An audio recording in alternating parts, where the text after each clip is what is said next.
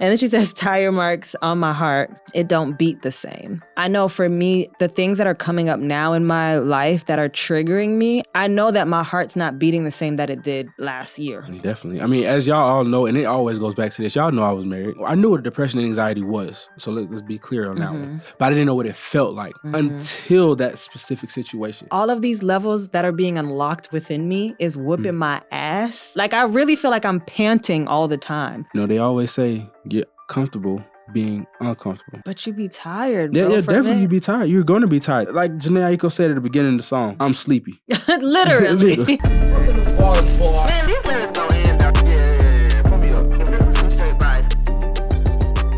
Welcome to Bar2Bar, where we bring bars from your favorite songs to the bar and we discuss. I'm your host, Nic. And I'm your host, Will. What's going on, y'all? Yes, sir. Welcome back to the bar, everyone. Welcome, Will. Nick.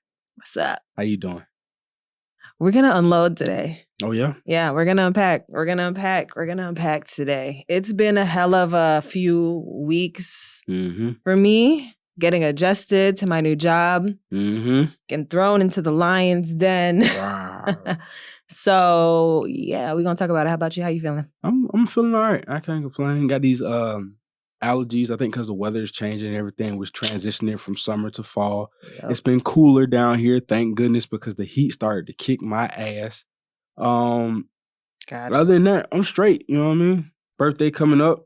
But you said you're not doing nothing. I'm not.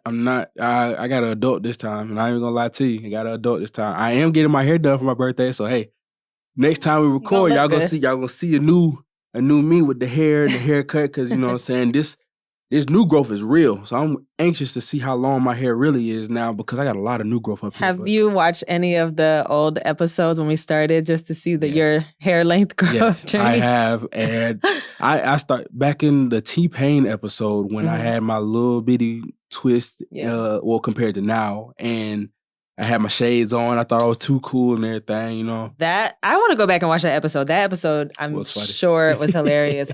Filming it, I was like, what in the world? Well, I was too cool. I told you I was at a strip club that day. That was my strip club moment, you know what I'm saying? Shades on. I felt good. I still feel good every time I record, don't get me wrong, but you know what I mean? It was a feeling that we had to get. You know what I mean? Yeah. We here now. We here. Episode number, I don't even know. We don't even know. Like, literally, we've been cranking these hoes out. Cranking them, having a great time doing it. Hopefully, y'all are having a great time watching. Let's take a shot.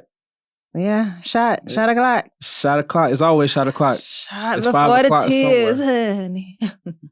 That was smooth. I cheated. I put Red Bull in mine. It's okay. It's okay. No judgment here. So nothing for your birthday.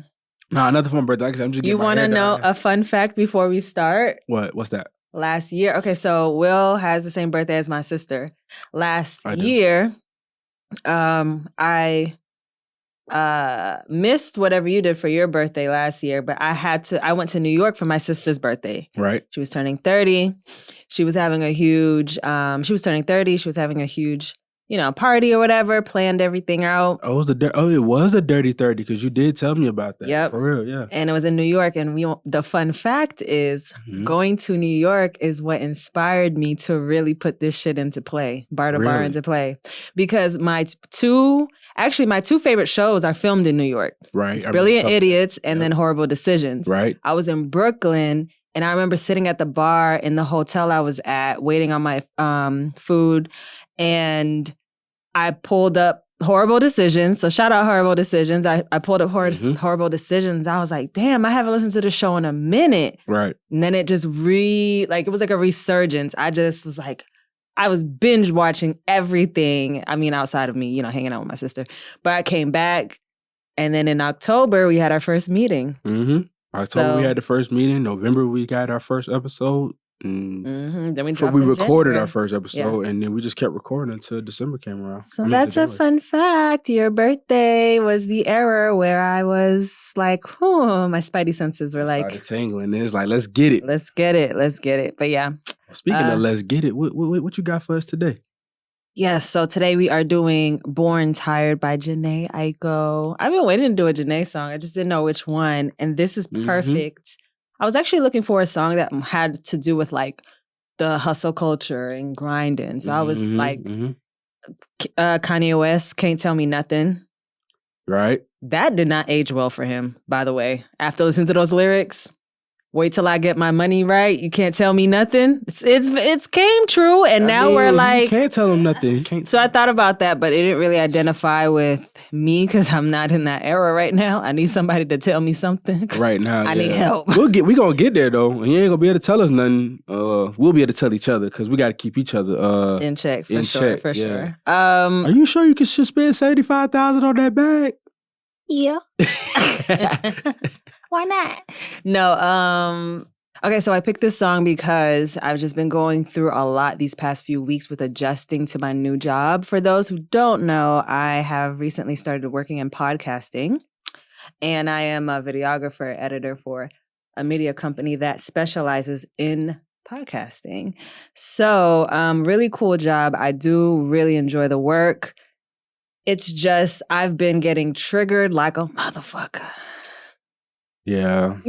It's crazy because you said one of Jhene Aiko songs that you said you wanted to do was Triggered. Oh, yeah. But the thing about Triggered is it's more so, I got to listen to the lyrics again because maybe I could pivot it where it's not necessarily about relationships. Yeah. But fun fact about that song, there's an interview of Jhene talking to Ebro, old man Ebro from Hot 97, I believe, in New York. He ain't he like the OG, like he one of the OG. Yeah, he's shout like shout out to Ebro. Yeah. Big time. But there's an interview with him, and she's saying how in the beginning when she's saying, "Go figure, you were the trigger," like literally, she was talking about herself, and it sounds like she's talking about the guy or whoever she's written the song to or for. But yeah.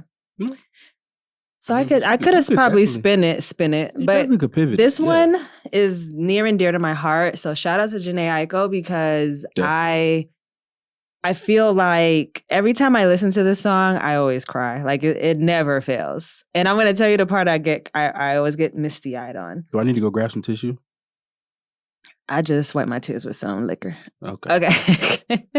I just pour the tears into the shot glass. Yeah, that's how we get down around here. All right. So yes, we're doing Jhene Aiko, Born Tired. So our first segment, we're gonna do What You Pouring.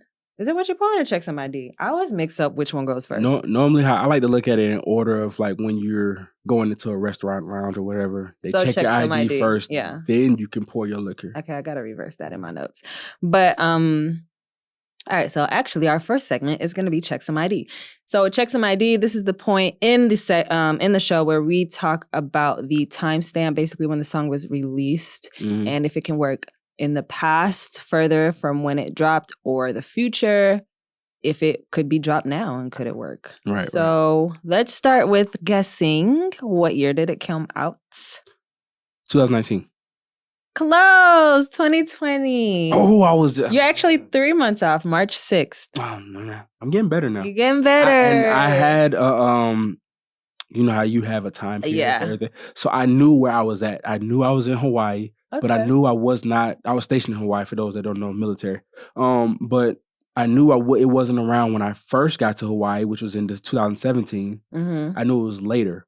So I just couldn't put it with I didn't know if it was during COVID, which was 2020, or if it was before. So that's why I went with 2019. But I was there. You was close. Getting better. Very close. Do you think it could work in the past, in the present, and future? Like, is it just for the time it was released? No, I think it could. I think it could work in the past. Lyrically, even the song type. You know how slow the song is, but what she's talking about, I definitely think it could because. Well, we'll get into that. But I think it could. I think it could work in the past. I think it could work in the future as well. It's some smooth R&B. It's something that can help you for people that are not feeling good about something that's going on in their life. Yeah. It can help them kind of reset in a sense. Yeah. So past, present, future, and Jhene Aiko, she's one of a kind in my opinion. I think it will work in past, present, still now, and in the future. For sure. I believe the same. This is a staple for me. I remember where I was when I was really listening to this album heavy. it was one of the No surprise there. it was a really, really tough time in my life, Mhm. personally. I remember God removing everything from my life. I got fired from 2 jobs, no job. My job was more so where my friends were. We all like worked together. Right. He removed them from my life, not because they did anything. I went through a bad breakup, which me and the guy I was dating, we had the same mutual friends because one of those jobs I was at, we worked together. Right. And so our work friends became our friends' friends because around COVID that time, everybody was kind of like just sticking with who they know. You weren't really like going out and, you know what I'm saying? Right. So we was always at work. So we just hung out together. When we were off, we hung out together. When we was work, we worked together. You know what I'm saying? Absolutely. When I got fired, I kind of wasn't hanging. Actually, when I got fired, after that, I got fired again at a different job. Goodness. And then I got broken up with. And then from there, I didn't want to talk to anyone because I Right. just couldn't figure out why everything was like, I was in Spiraling shambles. out of control type of thing. Yes. We are going to get into it, but really briefly, the reason why was because I was losing myself Mhm. and I was becoming a shell of who I am. And so, yeah, that's why. But that's where this album came into place.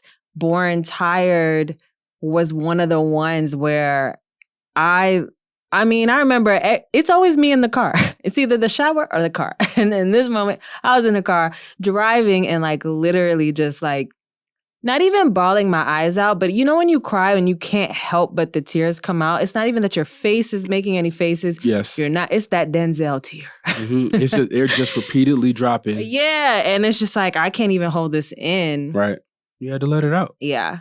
So for anybody who's very familiar with our show, if you're new here, well, if you're familiar with our show, this is going to be a little bit different. I do want to go a little bit deep. We're going to kind of check in with our mental health today.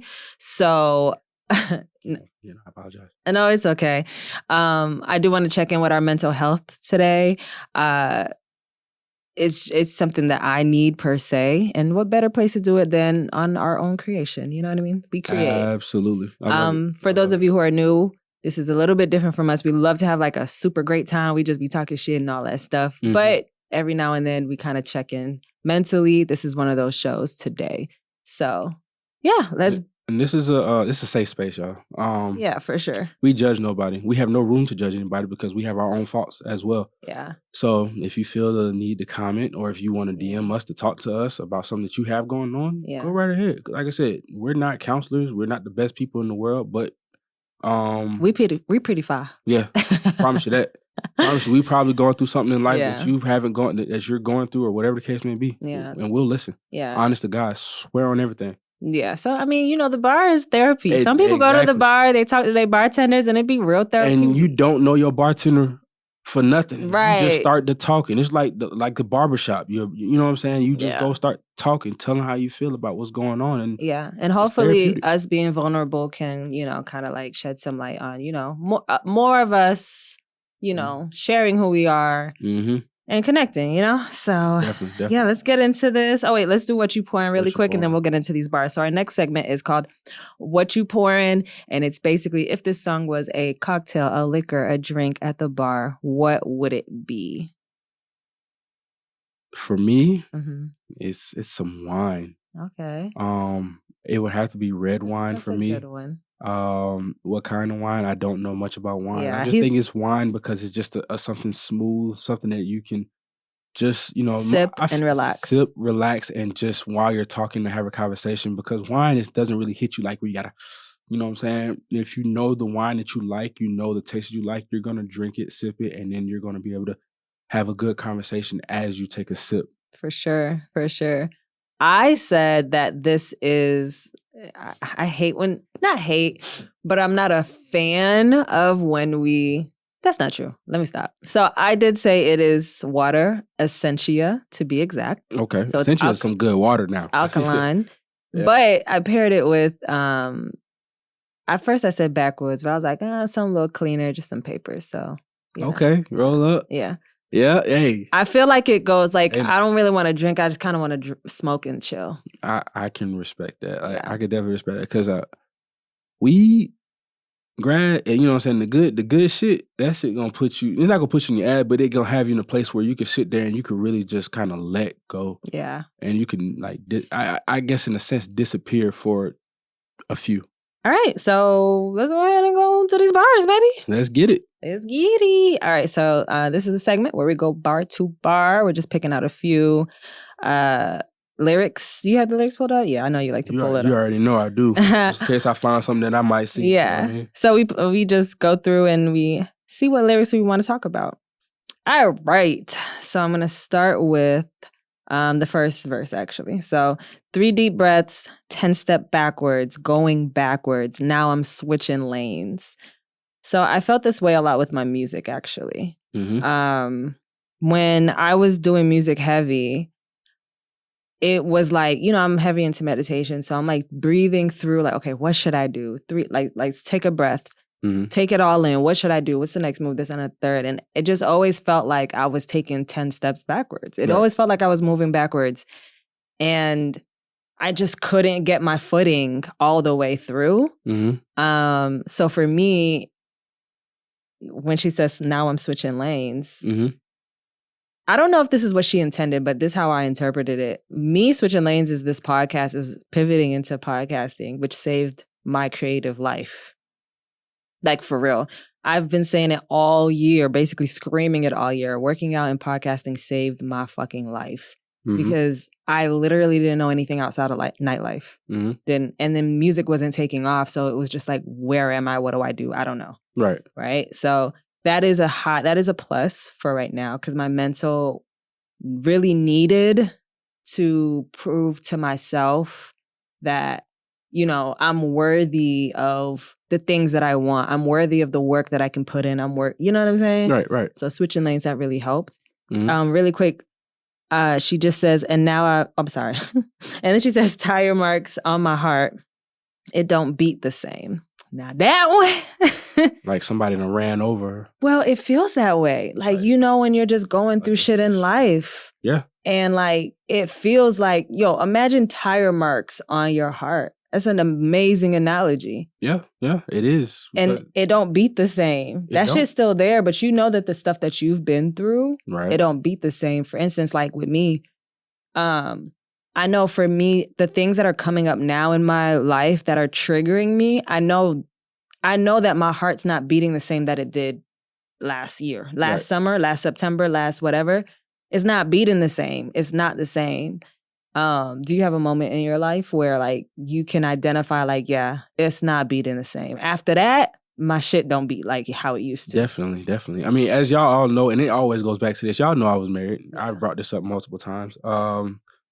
After that, it didn't feel the same. My heartbeat, you know, you feel like you got, you know, like she said, tire marks. You feel like, you know, somebody went and just like burnt out all over your shit. Yeah.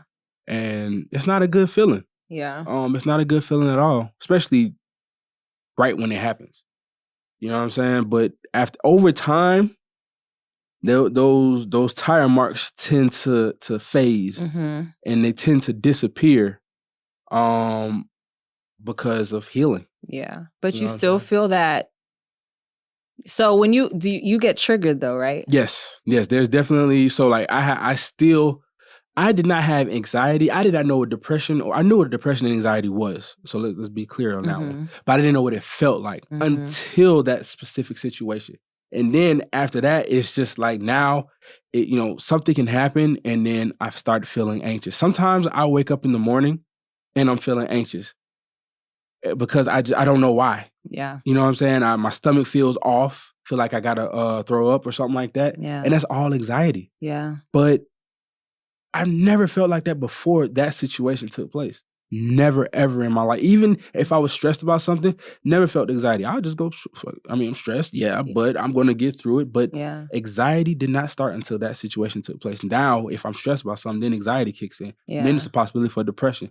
And then with me, I kind of box everything in. I just keep it to myself. You know what I'm saying? And it's not that to say that I don't have anybody in my corner to back me up. It's just, I've always felt like I could do it on my own. I always felt like I could get out of these corners, out of these tough, spots on my own. Just like recently, I was, talked to my homeboys. I told them, about, little things I got going on now. And they, they reached out to me and they told me, yo, we got you. You know what I'm saying? Anything, we got you. You know what I'm saying? My brother, everybody. You know what I mean? And it's good hearing that, but everybody else got motion going on.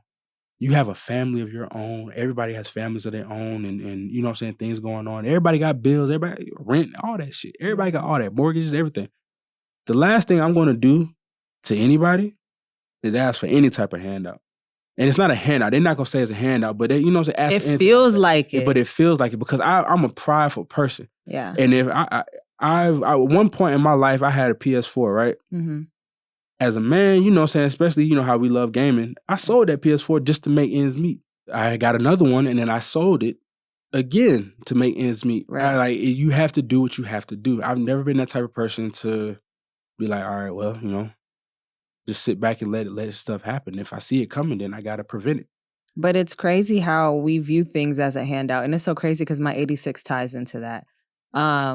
But See, the thing is with me, I never knew that I didn't know how to ask for help until my best friend pointed it out.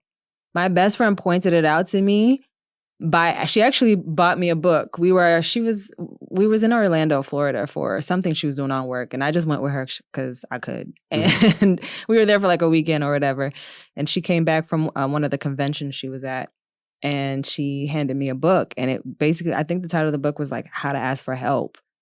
And straightforward and to the point, huh? Yeah, and it wasn't necessarily her being shady or anything. It's I knew that she knew that this could help, but I didn't know that about me. I didn't know that I had trouble asking for help. Mm-hmm. And it made a lot of sense once we kind of had a brief conversation about it. I was like, oh shit. Yeah. I really don't be asking people for help. I really just be trying to figure it out all by myself, which is wild. It's ridiculous. It's not the goal. It is not healthy either. However, it's just you don't want to put anybody out because they got their own things going on, and it's just how it is. That's how it is for me. It's interesting because I wrote on my notes, trauma triggers, go figure. Like it's crazy how just society in everything we're doing. Well, I'll put it this way. We're humans, so we're already going to feel this shit, period. Right. Whether there was a government in place and, all the shit that's going on, regardless, we're going to feel, our emotions. We're going to feel our trauma. We're going to feel our triggers and this, that, and the third. It's just human nature, right? Absolutely. But on top of that, it's the working and it's crazy because I was talking to Trey the other day, Will's cousin Trey, and I was like, yo, this working shit, like I like my job, but this working shit is ghetto as fuck, bro. Like, I don't fathom working. I enjoy what I do. Right. And it's not the job itself. Like, I could be in any field. Right.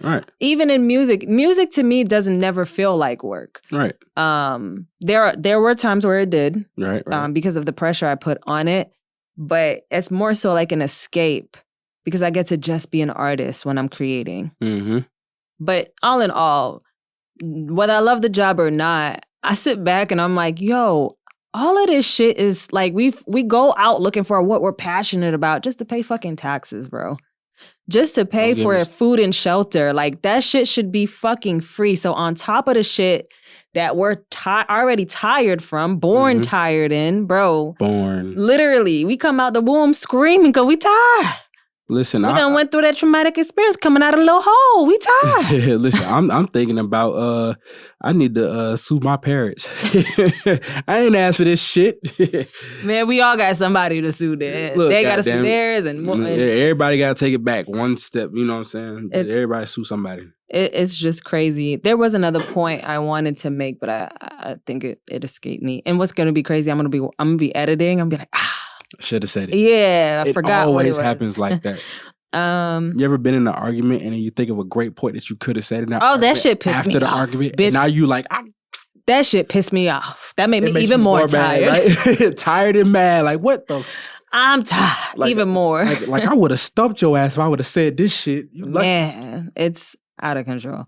But All right, let's move on to the next bar. So actually, she goes into the hook and she says, baby, I was born tired. I'm getting more tired as time passes me by. I'm going to need more fire, so pass that thing my way. Mm-hmm. This is the part where I start to get emotional when I listen to it. Let's start there. Okay. I actually really do appreciate you opening up because for us, I know we're very similar. I know the reason why we're so tired is because we don't ask for help. Mm-mm. Bro, when I tell you I do everything myself, and it's now it's even more so that way because I'm trying to, I have to make up for the income that I'm not making anymore. Right. Yes, I have this cool title and I have this cool job, but I did bring in a lot more income working in nightlife. I'm about to say nightlife is a motherfucker. I got paid to be pretty, bro. Like, be pretty and pop bottles. Be pretty and pour liquor. Like, and the money that comes with that is so fast. And it's so addictive. Bro, it's addictive as shit. And I don't want to be in nightlife anymore, but I do find myself understanding, or more, well, I'll say I do find myself wanting to go back. Right. And I feel like it's Stockholm syndrome. Mm-hmm. And it's because I'm tired from I'm uncomfortable right now, which is a great thing. It's a great thing to be uncomfortable. This job is pushing me to meet new potential of mine, meet new levels of greatness in me. Right. Nightlife wasn't doing any of that shit for me. Like, I had gotten comfortable with it. At one point it did because it was new and, different parts. Yeah, definitely. But after a while, you get comfortable. Yep. And baby, it feel like surviving R. Kelly at the point. Goodness, that's deep. That's deep. I'm sorry, I don't mean to be unempathetic or insensitive. Yeah, insensitive. But like, she don't mean it that way, y'all. No, I don't. It's just it's Stockholm syndrome in a sense of this shit is. Nightlife is comfortable, but it's not idealistic for me, per se. Because I don't want to, if anybody else has dreams of opening their shit, yeah, that's cool, whatever. But for me, it's just not idealistic. And it became so comfortable for me. The money was fast, this, that, and the third. And it's just like, I think about it and I'd be so tired.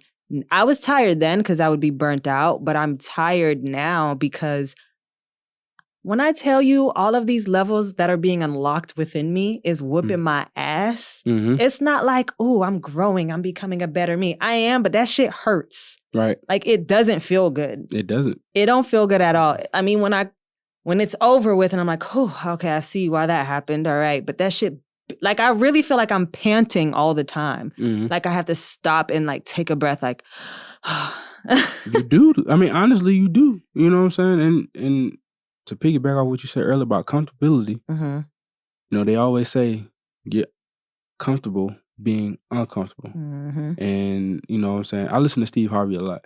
And shout out to Steve Harvey. But one of the things that he says is when you're uncomfortable in life, that's just God making a way so that later on you can be comfortable. He's just making you uncomfortable right now, shaking things up, you know what I'm saying, putting you in, like, you know what I'm saying, in one of them little toy houses, shaking that house up. And then once you start resetting everything and putting everything back together, it look brand new. Everything looks great now. Everything looks beautiful. It's like, damn. You look back at it after you're done putting it back together. Once you put that final piece down, you're like, shit, I did all that. Yeah. That couch right there, that's a beautiful new couch. I bought that. That's whatever material you want it to be. You know what I'm saying? That painting on the wall, I got that painting. And it's because I did that. You know what I'm saying? But you be tired, bro. Yeah, definitely you be tired. You're going to be tired. Being tired is, like Jhene Aiko said at the beginning of the song, I'm sleepy. Literally. We're all sleepy. I'm so sleepy. I got 4 hours of sleep before this. And the reason why is because to bring my point back around really quick, I brought up the whole nightlife point and being comfortable because I do everything alone. I haven't even had time to do my nails that I started to one time. I'll tell you why I stopped, because I got so triggered I couldn't even think straight. From something that happened at my job. I couldn't even think straight. But I do my nails myself. I do my hair myself. I edit myself. I do this pod with you, but in post, a lot of it is me.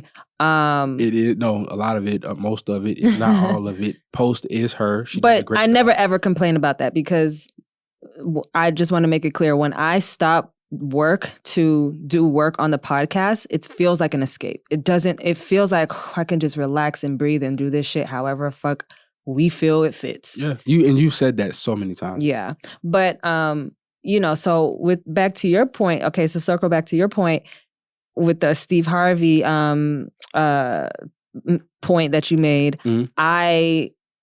I'm for lack of better terms, I'm tired. Like I do all of it myself. I cook for myself, and sometimes I feel guilty when I eat out. But it's just like I'm so tired from work. Like I have a lot on my plate. I've been thrown into the lion's den at work, and I'm not complaining about it at all, but it is a lot because we're short-staffed. We're going to be even more short-staffed. Well, I don't know how it's going to go. We're hiring, but we're short-staffed. One of the main videographers is leaving, and I've been picking up, his shows and stuff. And it's just, it's a lot because I'm now dealing with, and mind you, I've just started. I'm like on month 2, not even a full 2 months. And it's a lot of responsibility. And the thing about this field is all the moving parts are so fragile. Right. In nightlife, things are fragile, but to an extent. The only thing you don't want to fumble in nightlife is people money.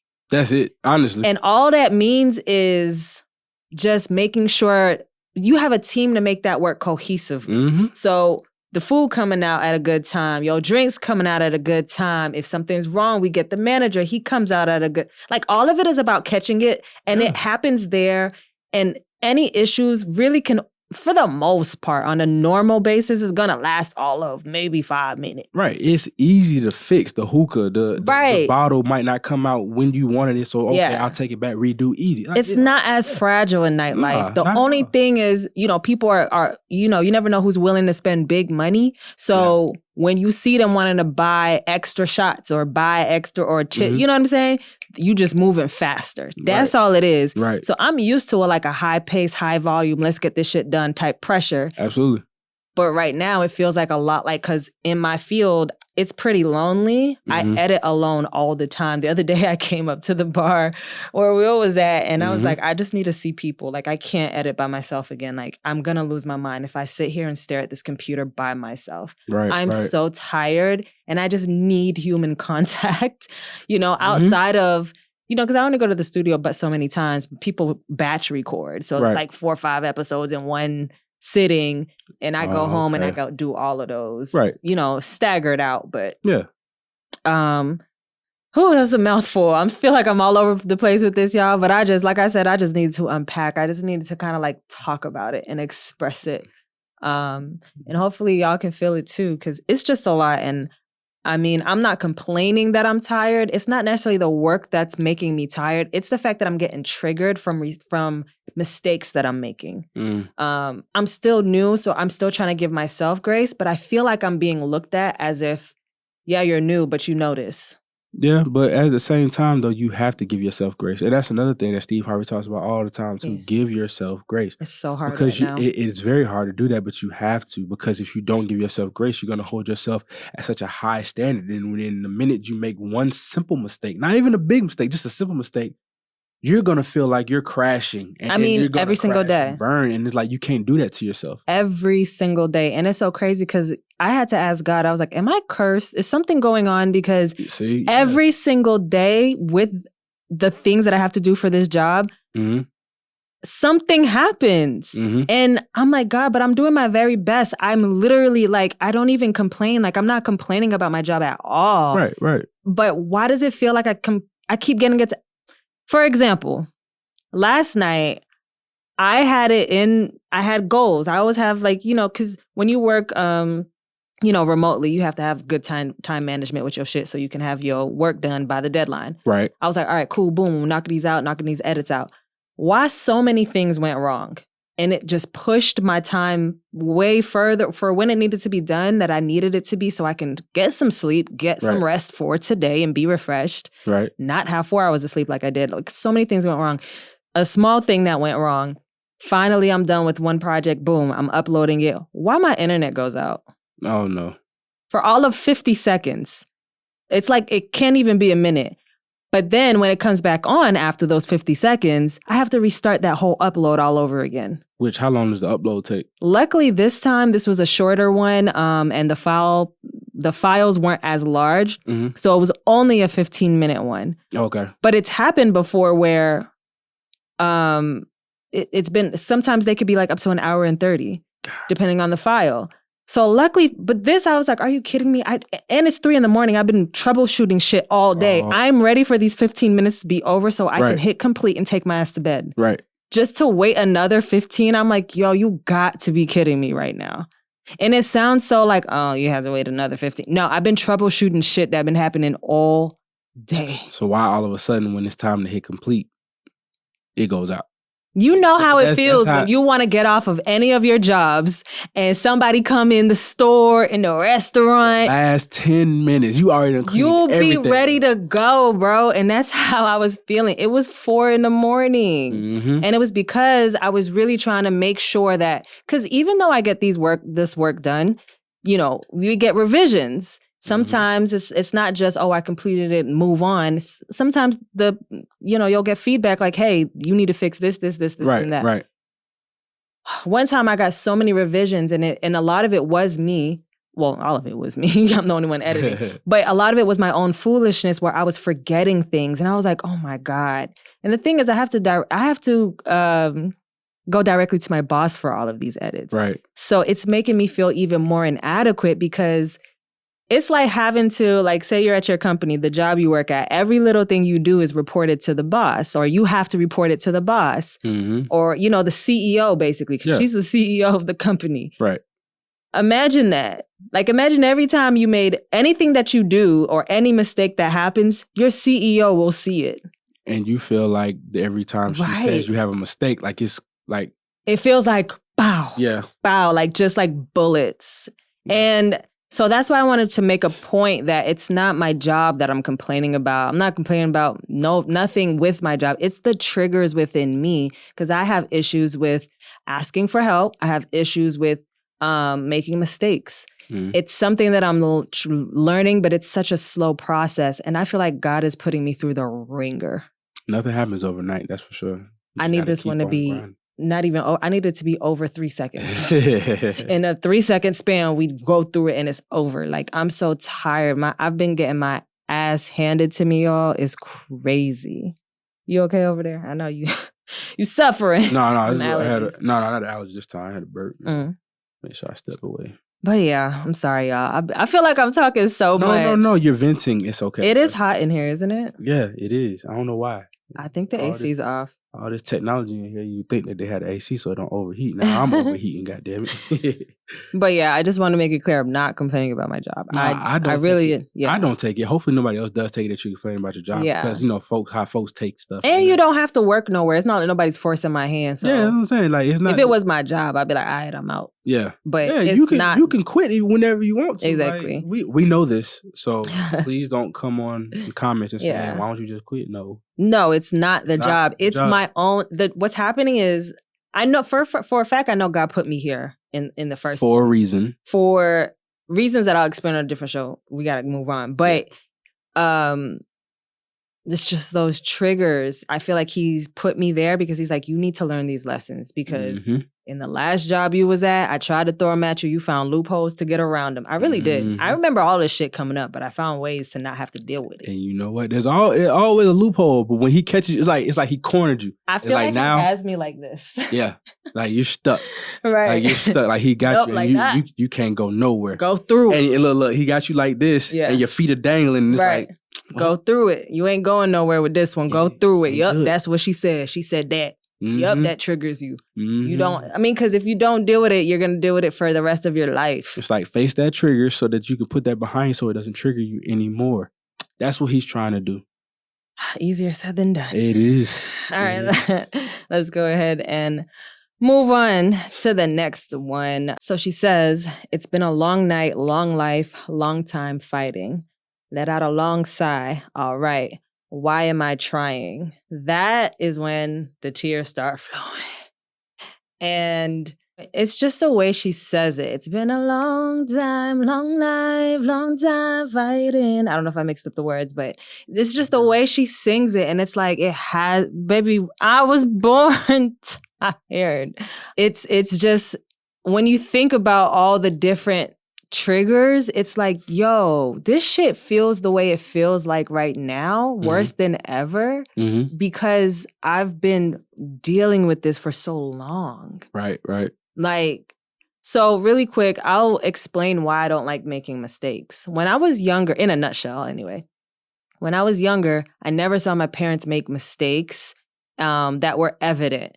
Looking back, I can see where lies were told, or, not like white lies, or things were messed up, but I didn't see it. To me, I felt like adults had it together. Right. I never seen my teachers really make mistakes for real. I never seen my parents really make mistakes for real. Aunts, any adult that were in my life, actively, I didn't really see them make mistakes or talk about stresses and this, that, and the third. So as a kid, I grew up with the notion that when you grow up, you start to get it all together. It all combines. Because no, I wasn't the richest person in the world. Our family wasn't like super wealthy. We weren't also disenfranchised either. We were right there in the middle in the liaison, but we weren't like, we just, balling out of control or nothing. We weren't like super poor. And so I make that point to say, like, it just felt like they had it together. Right. The teachers, I didn't know teachers were underpaid. Like, I didn't know that. They came to work every day and they did their thing. And they did. It seemed like they was cool to be there, Yeah. Some of them be stressed, I guess. But that's me looking back. But in the time, I'm not looking at my teacher to see if they stressed or not. Yeah. You know what I mean? Yeah. Back then, you look at them, they look like they have it all together. Right. And when you're a kid, of course, adults aren't really going to talk to you about that stuff. They're not going to show. They're going to try to hide it from you. But what happens is, as I got to from middle school to teenager, even to college, I didn't really see too many of it. Right. I think by college, I kind of started to see my mom and her struggles.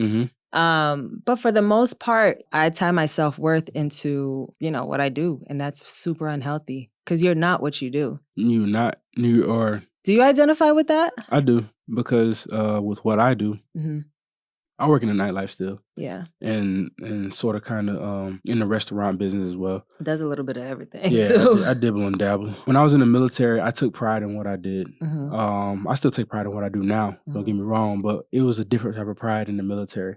So because I was a lab tech for the last 4 years that I was in the military. Yeah. So you have to take pride in what you do, and you also have to your worth, you feel it when you're doing that. Because and I say that because if you fuck up in a lab with somebody's blood or plasma or whatever the case may be, you could fuck somebody's life up. Yeah. You can do that. So, if you mess up, you put the wrong results in, or you don't, or something like that, like you're likely done because you could have killed that patient. Yeah. So that is why when you're working so hard and you look at your work life as your worth of your own yourself, is not hard it's not hard for that to happen. Yeah.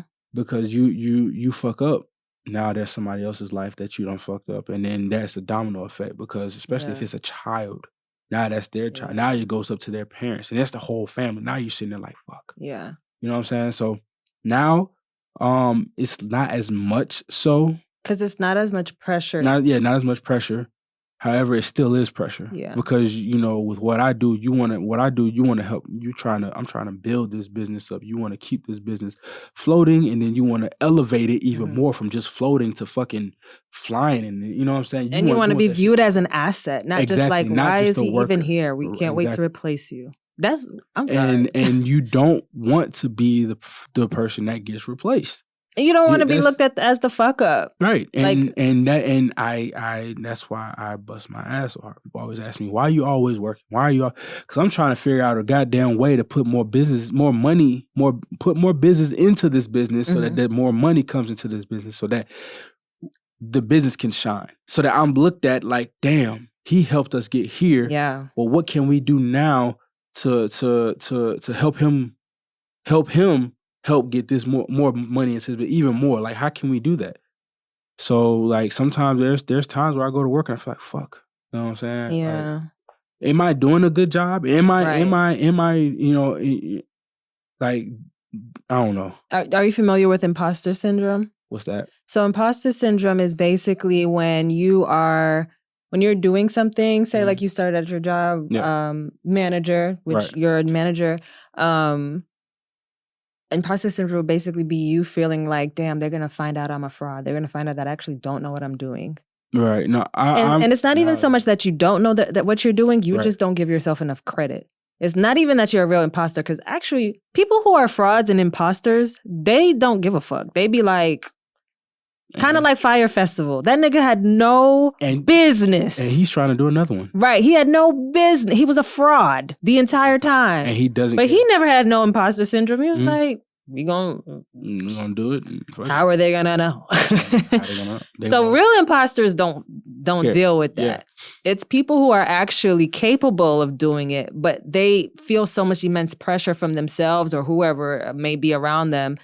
And they feel like, oh shit, they're going to find out that maybe I'm not really qualified for this, or am I really, it comes from that. Am I doing a good job? Questioning yourself. And that's where they start questioning you. But it's not even they start questioning you. Imposter syndrome more than likely is within. It's within. Okay. 9 times out of 10, other people not even, if they notice anything in you, they're probably trying to figure out like, are you okay? Like, right. Like they're looking at you like, no, you're good for the job. Are you okay? Yeah. Because I mean, honestly, you wouldn't have got hired if you wasn't good for the job in their eyes. Exactly. But you start questioning yourself, and it's like, it's so. In that case, yes, I have dealt with that, and I start questioning myself. So, but you know, things are kind of turning around, and I'm looking at a brighter side. Like there's a light at the end of the tunnel. Yeah. But I'm telling you right now, that light is bleak, a little dim. I'm trying to make that bitch brighter. It's a lot to unpack. Let's take a shot. It's a lot. I feel like it's such a mouthful, but this is so refreshing, and I hope it's refreshing for y'all, for real. I think it's just being real. That's all. For sure. Can I bring on one lyric though? Oh yeah, for sure. It was right after what you just said. Okay. It's I don't know if you were gonna bring this one up, but it says, "Cause look at how far you have come." Yeah, that's my next one. That was? Go ahead. You read it. Okay. So it says, so she says, "Cause look at how far you have come, and look at all that you have going. Look at who you have become, baby. You gotta keep going." That right there. Oh, even if I don't cry when I said when it builds up, yes, I'll be like straight. As soon as that one tears, floods. Ocean, Pacific, Atlantic, Indian, all in one. You said literally all of them. Yeah, and so, well, why did you want to bring it up? I want to hear your view now. Because you do have to look how far you've come. Being triggered, anxiety, depression, anything that you dealt with it before. Yeah. But look where you're at now. You're not in that same position. You've gotten to the point where, like, I was at the point when I was having anxiety that it would happen every morning. I would wake up, I would have anxiety every morning. Now it's every once in a while. It doesn't happen that often. You know what I'm saying? And it's rare. It does happen. And sometimes it happens because of me questioning myself. But then I quickly get over it. And then and that's another thing. When I would have it, it would take me half a day, if not a full day, to get over that anxiety. Yeah. Now, you know, within within 30 minutes of me waking up, it's out of my system. I'm like, okay, today is going to be a good day. What can we do to improve? How can we change? How can we not change, but how can we change? Because if you're the same person as you was the day before, then you're doing something wrong. Mm-hmm. And I mean that by like, how can we change in a positive direction? What can we do to change what we questioned or what we had issues with yesterday, today? Really, that's such a great point, because recently, like maybe 2 days ago, I noticed that I was putting so much pressure on myself with everything that I just said, reporting to my boss with everything, and I wasn't thrown into the lion's den. That's how I feel, because it feels like, boom, more responsibility. And it just feels like the triggers are it feels like I'm in the lion is the trigger and I'm in the den. That's all it is, not the job per se. I don't know why I want to keep iterating that. I just don't want anyone to think that I'm complaining about my job. But I say all that to say, one thing that helps with the pressure of it all is look at your job as you are helping people. Yes. That's all it is. And it's true. I'm helping people have ideas of their podcast and what they want to bring to life. I'm a part of that co-creation. Yep. And so when I go into these edits, and some of them might feel a little bit more extensive than others, I just breathe. I'm like, you can do this. What you're doing is you're helping. Even if it comes back with 50 revisions and none of it is right, at the end of the day, what your intention is to help. Right. You know what I'm saying? I feel like if you have good intentions, then it can ease a lot of issues, triggers, and things like that might be within you. That really helps me. I'm just like, but you're helping people. Right. And that's a good feeling. And it's so crazy because I feel like God brought that to me because I was working out and I was just like feeling really heavy. And working out, allows me to breathe. So it was helping me breathe. I'm doing my reps and stuff. And I just felt like he was like, you are very much self-centered in a sense, which I have become because I don't have any kids, y'all. I'm single. I have to only worry about me. I'm in Atlanta, this big city. I could do what I want to do. Like, I don't have to worry about me for real. Like, my mama too, like, that's the only other person. But like, she grown, like, she retired. She living her life. You know what I mean? So if anything, all I really have to worry about is myself as an adult. And in these years of just worrying about me for the most part, even if I have a boyfriend or this and a third, but essentially I've become a lot more self-centered because I'm always thinking about how can I? What I realized really quick is people pleasing is very, very selfish. You would think that people pleasing is like, you just want to give to others the best you can. Right. But I've realized, I don't know if this is for everybody, with people pleasing, I want to give to others the best I can because I don't want to feel like shit. Because I want you to accept me. Because it comes back to a selfish motive. It's not because you're trying to help them feel good or feel better about themselves. You're trying to feel better about yourself. Yes. Okay. And it's crazy. And it's not completely like I don't care about them. I'm not doing this. No. There's some of them in it, but the underlying factor is I'm people pleasing and I'm going out of my way because I need you to accept me. Right, I need a certain type of love or validation from it. And that's selfish. Right. Yeah, you know what I mean? Absolutely. And I had to like step back. That shit humbled my ass real quick. Like, oh, you thought you was a people pleaser because you thought they was feeling you? Yeah. You thought you was feeling them? Or, you know what I mean? You thought I was feeling you? Literally.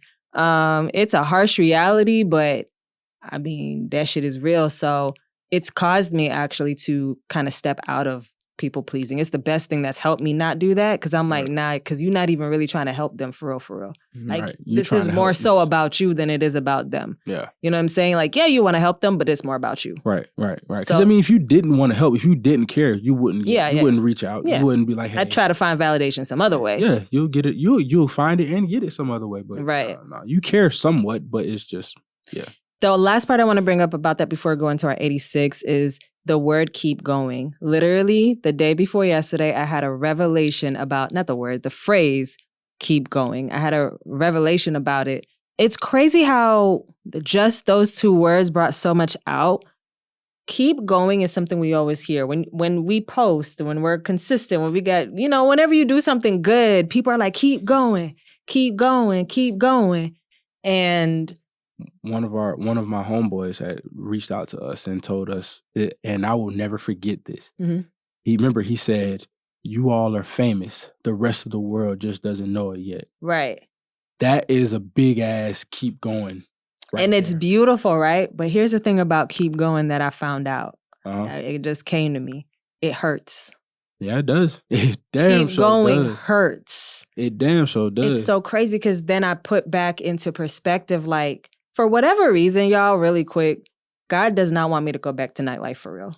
Like, when I tell you got it for a reason. I've never had such a hard time trying to get back into nightlife. Never. Never in my life. Even when I first started, had no experience, it was easier. I'm about to say, you got all the connections. Exactly. It's 8 years in nightlife. You got all the connections. When I tell you, God does not want me in nightlife, he literally told me, you don't need a plan B. Stick to plan A. Worry about me. Mm-hmm.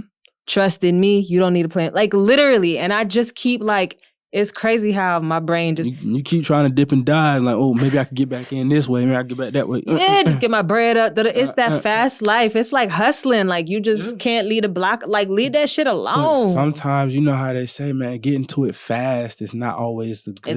It's not always good. And, you know, I think I brought this up before. There's been people that might have, you know, there's different roads that you take, obviously. There's different roads that we all get laid out in front of us. Yeah. Some people get that road that's straight there. That's that. I feel like that's the people that's born into money. That's just like, I left you $1 million. Here you go. And then they're smart enough to do whatever with it to make more money. Cool. Wish that was me. Then there's some people that aren't born into money that's like middle class, but you still got to bust your ass to get where you got to get. But you got the bumps in the road. You got to go through the mountains, go across the lake and the fucking river and all that shit. And then there's the ones that are not born into money. They're just straight up born into they have to get it out the mud, literally. Which is ghetto. And you have to go from you have to take every single fucking level that there is. It's like playing a video game. You got to take this boss level 1, then boss level 2 is even harder. Then 3, 4, 5, 6. Like nobody gets the same. Well, some people get the same. And that's why, because those levels get harder and harder, that's why we stay comfortable. And that's what brings me back to my point, actually. I was thinking, and all this came when I was driving one time. I was thinking to myself, well, the keep going actually happened 2 days ago. So I was driving, I was thinking to myself, damn, like, I remember, well, I'll go to the different bars and then go see some of my friends that are still working nightlife and stuff. And I'll see staff members that are still there. So my friends that are still working in nightlife, which no shade to them, get your money. But it's so crazy because I always think to myself, like, dang, like, I wonder if they've even tried to like step out and like stop. Because I've tried twice. This is my second attempt, and God won't even let me go back. He said, "Ain't no third attempt." Won't even let me go back. I know you talked about it. A third attempt. Yeah, he won't even let me go back. He's like, "Stop! Like you need to chill out." And I say that, and because keep going is hard. I want to just go back comfortable again. I kind of just want to. You know, sometimes I'll edit in my bed, which I hate to do. I don't like to work in bed, but I just need some type of comfort. Sometimes when I see my friends, I give them the biggest hug because I just need like comfort. It's so uncomfortable for me now. I'm growing out of control with all these lessons and triggers that are throwing itself at me in the most simplistic ways ever. Right. You know what I'm saying? It's like simple stuff. It's like, that triggered you? Mind your business. It triggers me. Okay? But it's just like, oh, it's so much. But keep going hurts. Yeah. And that's something I knew, but never really took the time to think about it. Why I didn't want to keep going with music. Why I stopped. Because keep going hurts, bro. It does. When people say that, it hurts. It hurts to keep going. It hurts. And that's why a lot of us stay in nightlife. That's why a lot of us stay in the comfortable position. Not just nightlife, just anything in general. That's why people can't leave certain people who are toxic in their lives. That is also it's comfortable. I know that I can talk crazy to this nigga if I feel like it, and it's gonna be all good at the end of the day. Right. That shit is not cool. That shit is toxic, but it's comfortable. It's what you know. It's what you're not growing beyond that. Because growing would be feeling the urge to cuss a motherfucker out, stopping yourself, checking yourself, realizing that that hurts. Above that, checking yourself. Checking yourself hurts. It does, because you like, man, bet the old me would have got down. Baby, Baby, look of you. Like, but now this new person that I'm trying to be, it's not even a new person. It's just a level up person that I am being, that I am becoming. Yeah. I'm not reverting to those ways. I am trying to be better. And that's where keep going comes into play. It hurts sometimes to hold your tongue. It hurts sometimes to tell yourself to shut up instead of telling them to shut the fuck up. Yeah. Whew, that's a lot. Oh, I didn't mean to do that into the mic. That might have been a little loud. But it's just so much. But it feels so good I want to get into our 86 and tip the bar. We can head up out of here. This episode really could be like 2-3 hours long. Like we really could be Joe Budden podcast on this. We could because we could talk for so long, and I really appreciate you for opening up. We could have an episode. Yeah, for sure, bro. Just going. Drinking, just talking therapy, like bro, and like, then maybe one of these days we should do one episode that's like that. Yeah, but sure. But release it in like a part 1, part 2 type of thing. So we kind of spread it out. Yeah, so we can take our time and really go in depth and just like we got to find a song that's like it really, really, really opens us. I think it's gonna happen. I think we're gonna go through something with I can see it with us going through changes in the pod and us leveling up and us feeling that pressure maybe or something. I can feel us being on the same wavelength when that happens. Something's going to happen. All right, let's get into our 86 and then tip the bar. We can get out of here. Oh, for those who don't know, if you don't work in hospitality or nightlife, 86 is basically when you need to eliminate an item off of the menu. So in nightlife, hospitality, if we're out of fries, you will say 86 fries. Mm-hmm. That's basically how that works. So I'm going to give Will 2 scenarios. He has to 86 one of them, which means eliminate one of them. All right, well, 86. Here's your first one. A, go back in time to ask for help to see where you land in the present day. So right here, right now, this is present day. This is where you are. That's interesting. Okay, go ahead. And then B is leave things as they are and continue to not ask for help. Just leave things how they are, how it happened, and this how it happened, and move on. I would leave things as they are. Yeah? Yeah, I would leave things as they are because I'm proud of where I'm at. I'm proud of how I was able to manage to get through these things without asking for help. I did it on my own, and it's just that's one of those things where you can say, I did that. Okay. I got out of that trouble. I got out of that trauma. I got out of that whatever the case may be. Yeah. I did that. You know what I'm saying? I didn't have to ask for help. That's on brand for you. I'm not surprised anymore. That's just me. I like to take pride in those things. You know what I'm saying? I did that shit. You know and that's cool. I will say this though. For me, I kind of was like, I think it's hard for me to admit that it's that I would eliminate, leave things as they are. Mm-hmm. So I think actually sometimes we say that we choose it. So you meant to say eliminate. So I meant to eliminate asking for help. Yeah, going back to ask for help. I would want to keep just things as they are because, you know, and it's also a bunch of experiences that you learn from. But think about it. Because we struggle so much with asking for help, and I'm talking about me and Will specifically, I know I want to eliminate leaving things as they are and pick A, which is going back, because here's the thing about the scenario. Mm-hmm. You can go back and ask for help. So for me, it would be asking for help in my music. It's a certain time period. That's the biggest thing, is asking for help in my music.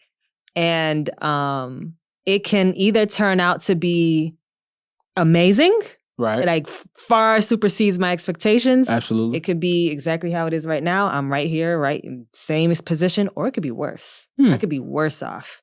And that's what happens when we're thinking about or needing help. Is we're so focused on this shit can be shit. I can ask and they can look at me like, why are you asking me for help? Right.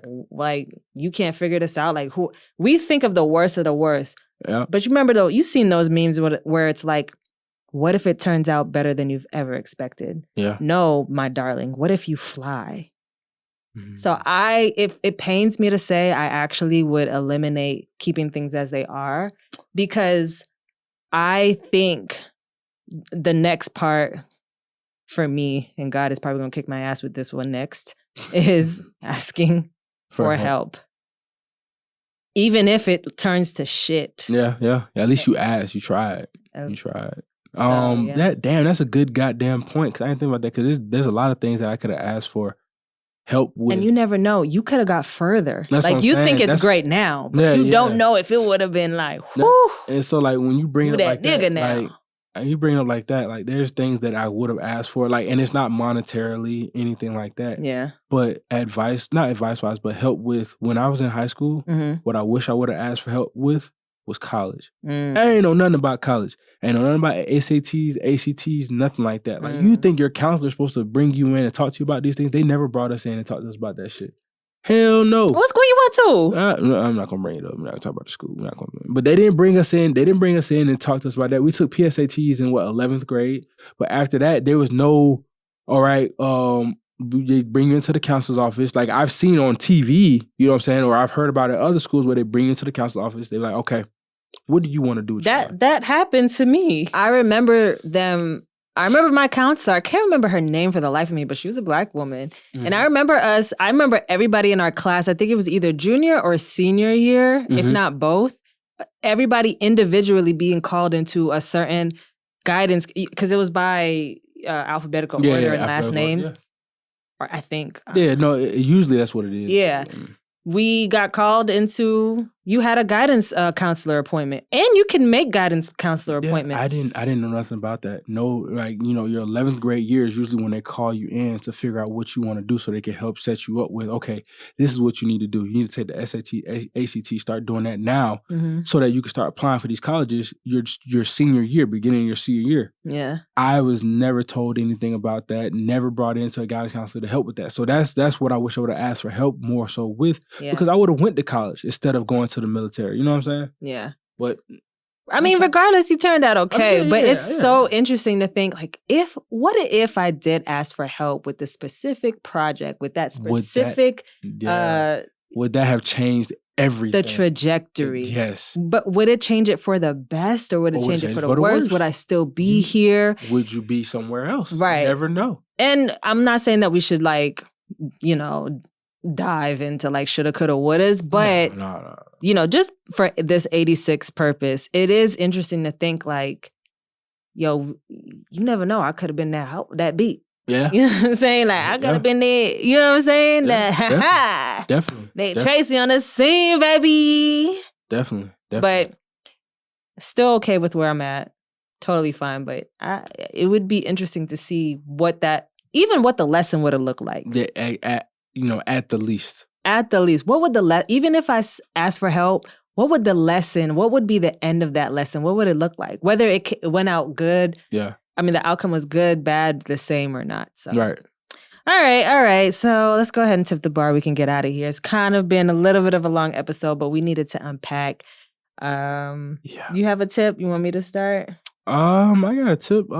Honestly and truthfully, this episode was great. Yeah. I will say that for unloading. So for that, with that being said, unload. Honestly, unload, let it out to your friends, whoever, or counselor. I'm a big advocate for going to counseling. But when you're unloading, you know what I'm saying, don't be so hard on yourself either. It's okay to talk about how you might have messed up or where you might have messed up at, and just think about, okay, how you like Jhene Aiko said, where you're at now, and just keep going. Those are the big two words that I take away from this song. She also says, I know you were scarred and torn apart inside. Darling, so am I. And that's relatable because she made that song for me. Normally when artists, I'm not an artist by any means, but I feel like normally when artists make a song or they draw a picture and it's of somebody in pain or hurt, that's their pain. That's their hurt that they're projecting out and they're just letting it out. Yeah. So understand she's been there. Yeah. She's just trying to this is her way of letting it out. So find your way of letting it out. And we've been there. My tip would be, I have so much. And really it's not even me talking to anybody else. This is me talking to Nic. When you're editing this, when you look back on this in the future, my tip is you are doing your absolute best. So you're fine. And it sounds so simple. And I wish right now that I can fully digest that. But for whatever reason, Nic, you can't. It's not, I don't want to get emotional. It's okay. It's a lot right now. And you're doing the best you can. You really have grown so much. And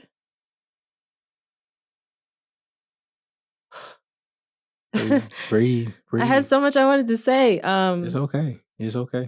you're doing the best you can. You can't understand why you can't digest what you know you should do, but you're trying. And I'm still proud, and you should, and to those who are listening, still be proud of yourself, because it's not for nothing. It just sucks right now. And just let it suck right now. Keep going hurts. Just let it suck right now. I feel like I had a better one, but I got so emotional. That's great. Out of nowhere. That's great. But and when we play football, they always tell us embrace the suck. Cause it ain't gonna always suck. I'm just saying. I know. It ain't gonna always suck. I don't mean to get all, come on, pour these shots. Come on. Gotta get my swagger back. Nah, thugs cry too. You know I know. We do. Yeah, we do. We do. Thugs cry too. But yeah, that's just my tip. And like, you know, it just sucks right now, but it's gonna be okay. I'll put it on this side. It sucks right now, but it's gonna be okay. It is. Yeah, so shut up. I'm gonna be editing and be like, no, you should have said this. Yep. Look, that's the argument. Why did you cry on camera? That's the argument that you think about later on. Shit. Why did you cry on camera? I would have whooped his ass with this one. God damn it. We want to thank you guys so much. I almost took this. Oh, almost. Go ahead. We want to thank you guys so much for tuning into another episode. Thank you for coming back to the bar. If you're a regular, thank you to the new newcomers to the bar. What's up? You seen us be vulnerable. Yeah. A thug crying on camera. This was not my plan, but yeah, it happens. Of course, you can follow Bar2Bar at Bar2Bar Podcast on TikTok, Instagram, and YouTube. Yes, sir. She got it. I got it. And then you can follow me on Instagram at Nic Tracy, which is nic.tracy. On TikTok, it's O Nic Tracy. So OHH or OOH dot Nic Tracy. I don't know. Find me, y'all. It's in the description. And you can follow me on Instagram at cap_ransom, KAP_ransom, y'all. Appreciate y'all for real. We do. We'll see you next week. Shots up.